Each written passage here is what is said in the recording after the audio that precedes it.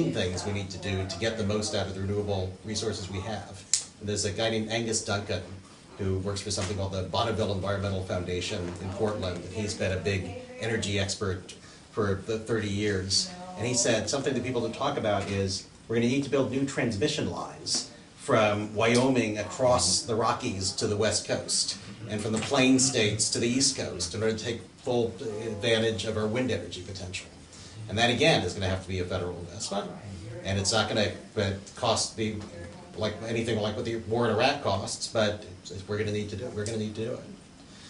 And I'll also be proud to sign on as a co-sponsor, the first name in the Senate, of the Employee Free Choice Act, to restore a real right to organize in unions by imposing real penalties on employers who fire people for trying to organize.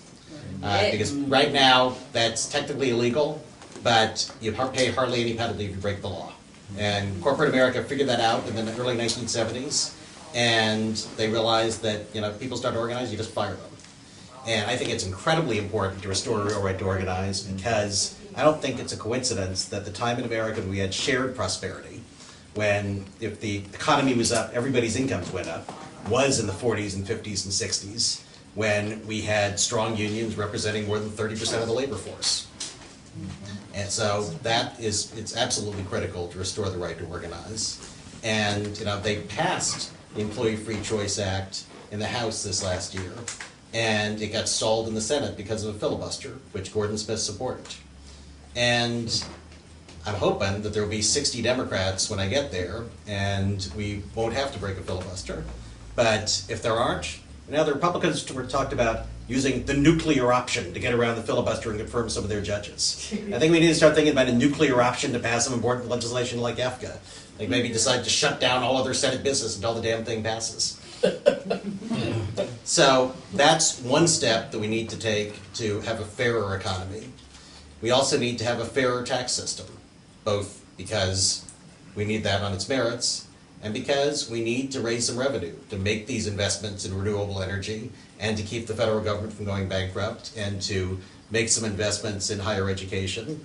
And what we need to do is, first of all, start taxing people who make their money buying and selling stock at the same rate as people who actually work for a living.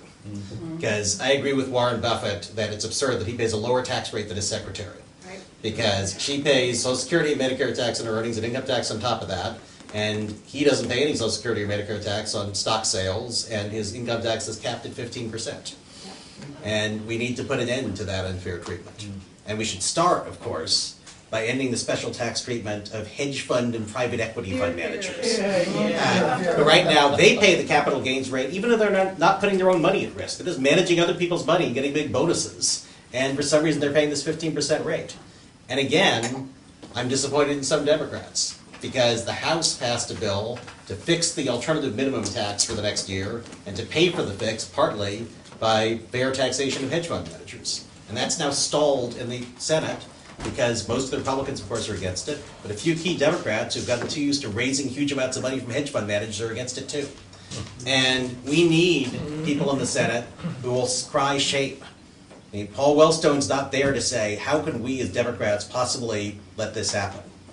I'd like to get there to say the words that Paul's not there to say, and to say that it is a crime for Democrats not to fix this outrageous loophole that's a huge giveaway to people who make $1 billion a year.